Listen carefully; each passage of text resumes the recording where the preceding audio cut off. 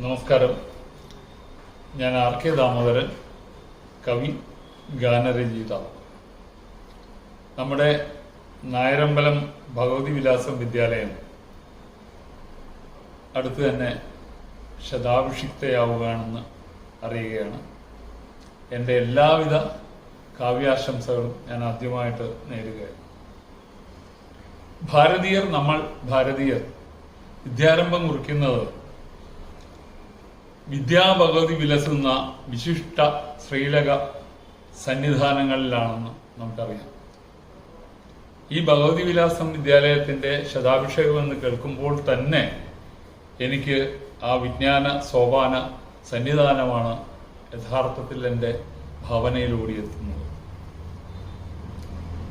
ഈ വിദ്യാലയത്തിന്റെ സങ്കല്പം തന്നെ നോക്കുമ്പോൾ നമുക്ക് കുറച്ച് A+ ബുദ്ധിജീവികളെ അല്ലെങ്കിൽ വിദ്യാർത്ഥികളെ സൃഷ്ടിക്കുന്ന ഫാക്ടറികൾ ആയിട്ടാണ് ഇന്ന് എല്ലാ വിദ്യാലയങ്ങളും അറിയപ്പെടുന്നത്. അതാണ് മഹത്തരം എന്ന് നമ്മൾ കാണുകയും ചെയ്യുന്നു. അത്തരം ഒരു വിദ്യാലയം ആവാതിരിക്കട്ടെ ഈ നായരമ്പലം ഭഗവതി വിലാസം വിദ്യാലയം എന്ന് ഞാൻ ആഗ്രഹിക്കുകയാണ്.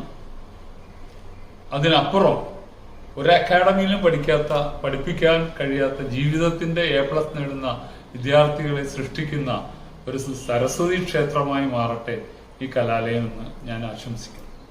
രണ്ടാമതായിട്ട് ഞാൻ ഇവിടുത്തെ അധ്യാപകരെ കുറിച്ച്, ഗുരുക്കന്മാരെ കുറിച്ചാണ് പറയുന്നത്. എ ഗുഡ് ടീച്ചർ ഇൻസ്പയേഴ്സ് എന്നാണ് നമ്മളൊക്കെ പറയുക. ടീച്ചേഴ്സ് എന്ന് പറയില്ല. നല്ലൊരു ടീച്ചർ നന്നായിട്ട് ഇൻസ്പയർ ചെയ്യുന്നവരായിരിക്കണം. അങ്ങനെയുള്ള ഒരു ഗുരുക്കന്മാരുടെ ഗുരു വിദ്യാപീഠമാവട്ടെ എന്ന് ഞാൻ രണ്ടാമതായിട്ട് ആശംസിക്കുക.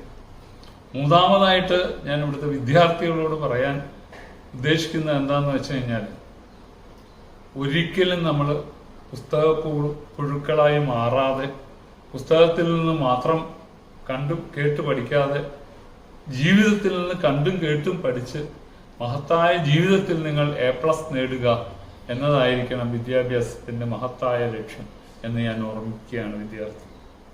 നിങ്ങൾ അഡോൾഫ് ഹിറ്റ്ലർ എന്ന് പറയുന്ന ഒരു മനുഷ്യ ദുരന്തത്തെ പറ്റി കേട്ടിട്ടുണ്ടാവാം. അദ്ദേഹം ഏറ്റവും നല്ല വായനക്കാരനായിരുന്നു അത്രേ.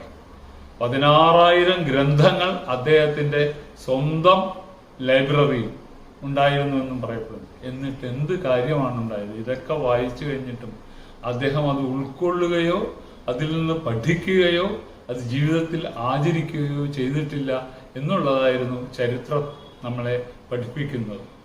അത്തരത്തിലുള്ള ഒരു ദുരന്തമാവാതിരിക്കട്ടെ ഓരോ വിദ്യാർത്ഥിയും എന്ന് ഞാൻ പറയുകയാണ്.